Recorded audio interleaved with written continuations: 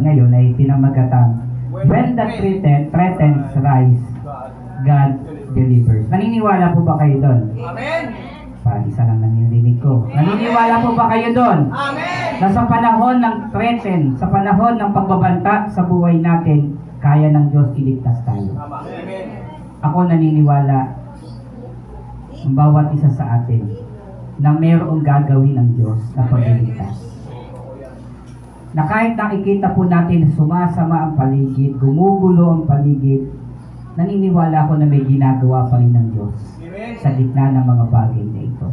And I know God allowing this para makita natin yung kayang gawin ng Diyos sa gitna ng threaten.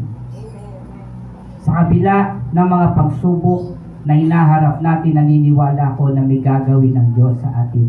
Minsan, marami po sa atin nahihirapan na magtiwala sa Diyos. Totoo.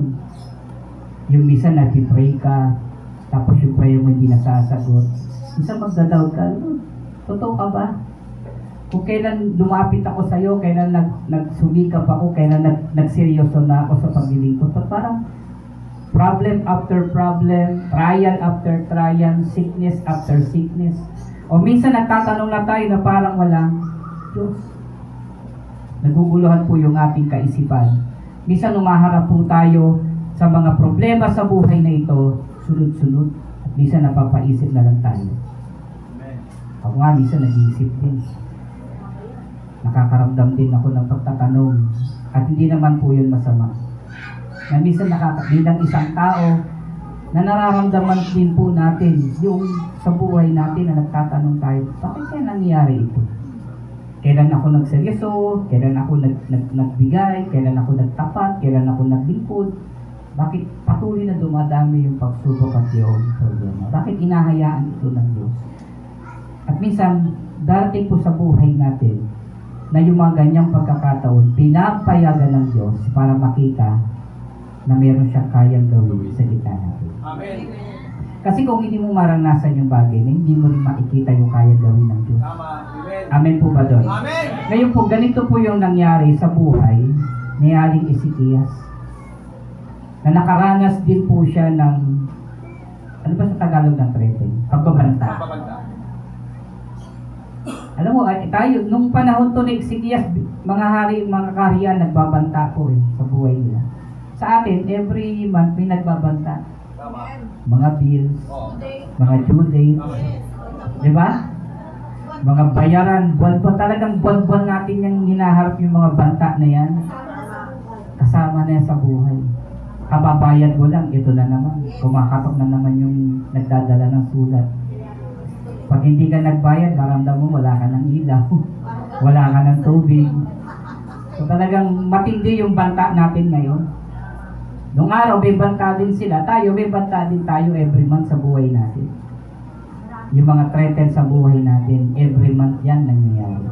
Ngayon, basahin lang natin yung passage. Sabi po sa 2 Kings, chapter 19, verse 18 hanggang 13, umuwi ang opisyal ng Assyria nang mabalitaan niya umalis sa lupay ng Lakis ang hari ng Assyria.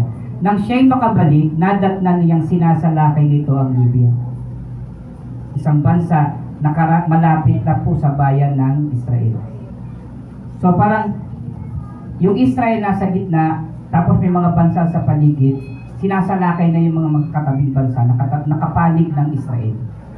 So pinapakita lang doon na lulusupin na namin yung mga bansang katabi mo para wala ka ng alay, wala ka ng kakampi. Lahat namin yung pababagsakin namin yung para susunod, ikaw naman yung susunod. Minsan nangyayari sa buhay natin na nakikita natin yung mga problema sa paligid. Minsan sa loob lang ng church, makikita natin yung kapatiran natin may sakit. Kita natin, may sakit si ganito, may sakit si ganito. So parang lahat may sakit na. Parang iniisip mo, parang susunod na yata ako. Parang ganito yon. Verse 90, verse 9. Dumating noon ang balita ng hari ng Assyria na siya'y lulusubin ni Haring Tirhaka ng Ethiopia. Kaya nagsugo uli siya kay Ezekias at pinapasabi na ganito, huwag mo nang dayain ang sarili sa pamagitan ng pananalig mo sa Diyos, na maililigtas ang Jerusalem sa kamay ng Assyria. Alam mo naman kung paano natalo ng mga naunang hari ang Assyria at ang ibang lupain, hindi ka rin makaliligtas. So minsan nakikita natin yung threat, nangyayari ito sa paligid natin. Sa mga kapatiran po natin, sa mga kapatid natin. Nakakaramdam po tayo ng mga sakit at karamdaman. Nakikita natin, may sakit si ganito, may sakit si ganyan. Naputulan ng kuryente yung ating kapatid. Hindi ka pa nakabayad. Siyempre, kakabahan ka na. Tama po ba doon? Naranasan nyo ba yan? Yung naputulan na yung kapitbahay mo, tapos ikaw hindi ka pa nakakabayad. Siyempre, nandun na yung kaba mo. Naku, parang susunod na tayo doon. Diba? Parang kaabangan mo na yung namumutol ng kuryente. O yung namumutol ng tubig, babayaran mo na ng 5 piso, no? 10 piso, parang, naputulin. Magkano ba? 200 pala? Mahal pala, no?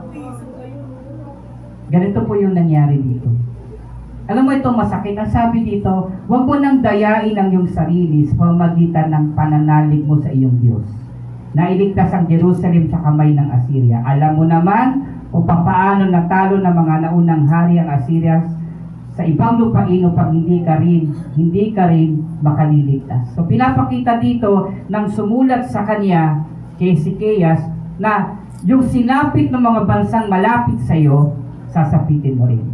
Yung fall nila, yung pagbagsak nila, yung problema nila, sasapitin mo rin. Mangyayari yan sa iyo. At pinakita niya doon na yung mga bansa na yon ay nalupig nila. So meron po silang mga evidence. Amen? So, sabi dito, mula sa sulat na yun, pinapakita nila na kaya nilang gawin sa Juda, kaya nilang pabagsakin ito at ang lahat, ito at lahat ng Diyos ng mga bansa na nandoon ay natalo nila. Kasi yung bawat bansa may kanya-kanyang Diyos sila eh. Pero walang nagawa yung mga Diyos nila. Amen? Yung Diyos ng iba't ibang bansa na natalo ng Assyria ay walang nagawa. Kaya sinasabi po ni Sennacherib na kayo din, yung Diyos niya wala rin magagawa sa hari namin. Amen? Wala silang magagawa sa Assyria. Pagka sila isinilusob, kahit may Diyos pa yan, kahit madalig pa sila, hindi sila maililigtas ng Diyos nila. Naniniwala ba kayo na hindi kaya iligtas ng Diyos niyo? Yata ako naintindihan. Naniniwala ba kayo na hindi kayo kayang iligtas ng Diyos niyo? Kaya tayong iligtas. Naniniwala ba kayo na kayang i-supply ng Diyos yung kailangan niyo? Amen! Naniniwala, sino po naniniwala doon? Ako, naniniwala ako doon. God provider. Kami po nung nakaraan, naghihirap kami sa may kukuha ng pang CT scan. May nagbigay. Sabi ko, Lord, salamat, ipabigay na rin ako pang CT scan. Kapag oras na kailangan mo at nagtitiwala ka sa Diyos, may gagawin ng Diyos. Amen? Kapag palain ng Diyos,